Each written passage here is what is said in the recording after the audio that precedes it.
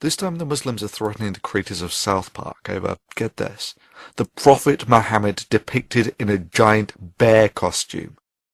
Sure, South Park depicted Muhammad back in 2001 without incident. Then about 4 years later on came the Danish cartoon incident, where the Islamic nations decided that their Dark Age laws about anyone who draws the Prophet Muhammad should be put to death should be enforced on the rest of the world, and in the ensuing tantrum over 100 people died worldwide. Over 100 people died because of that. And now, seeing as South Park recently depicted Muhammad in disguise as a giant bear, they decided to oh so generously warn the creators of South Park that they will end up like Theo Van Gogh. You know, the unarmed guy who was cycling to work before he was shot 8 times, then stabbed and then had his head cut off, simply because he made a film critical of Islam. Bravo on a prime example of why your religion has no place in the first world. You see, all that barbaric stuff in the Quran about cutting off arms, legs, tongues, heads and so on, Sharia law you call it. You know, all that stuff that you actually enforce in the Middle East about stonings and whatnot. There's similar stuff in the Bible, you know, utterly destroy those who don't buy into the religion and stone disobedient children and whatever. However, ultimately, after 1,500 years of acting very much as you do now, it was convinced in the Enlightenment that that really wasn't the way forwards. Mankind moved forward out of the age of religion and into the broad sunlit uplands of the age of reason and the first world, and it's never looked back since. I mean, let me make this absolutely clear. The computer that you're sitting in front of, watching this video on, is a symphony of the fruit of scientific naturalism.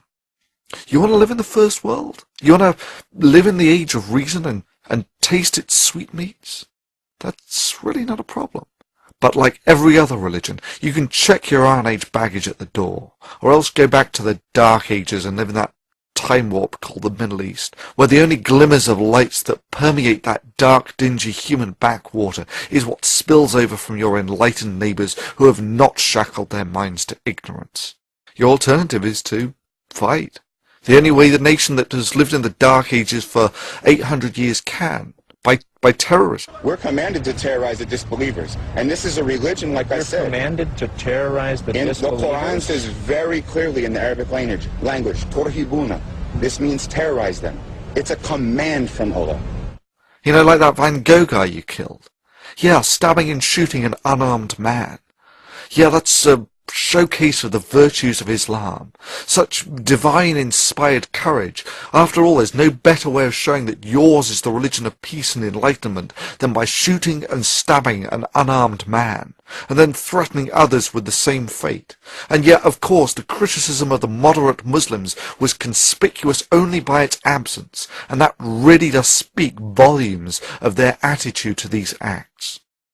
However, the Enlightenment did not just raise the standard of living. It did more than deliver us clean water, the eradication of smallpox and the PlayStation. The rift between the prowess of the First World and the advanced warriors of Islam on the battlefield can be put in no lesser terms than the contrast between ants and gods. Those of us who have lived in the age of reason understand that with great power comes great responsibility, and that the power of the age of reason must never be allowed to fall into the hands of those from the age of religion. For there is no doubt in my mind that if such power were delivered into the primitive hands of a theocracy, that genocide of the infidel and doing Allah's work would be synonymous terms. But let's say that all your box cutters and shooting and stabbing unarmed filmmakers, you managed to actually threaten the enlightened world. And I mean threatened beyond crashing a few airliners. Your only achievement will have been to have awakened a sleeping giant and to have filled it with a terrible resolve. If you're going to pray to Allah for anything, beg him that you never meet the giant in such a mood. For your continued existence is entirely at the discretion and goodwill of the giant, and that it is all that stands between you being granted continued existence and you receiving yourself the self-same judgment that you would so zealously impose on the rest of the world if only you had the power. So it comes down to the question of your vicious and petty threats against a cartoon creator. That is, your attempt to limit free speech through intimidation. Well, I cannot speak for them, but I can speak for myself, and to those who live in the age of religion I say this. This is the blasphemy that you find so offensive. This is the Prophet Muhammad depicted as a squirrel in slow motion.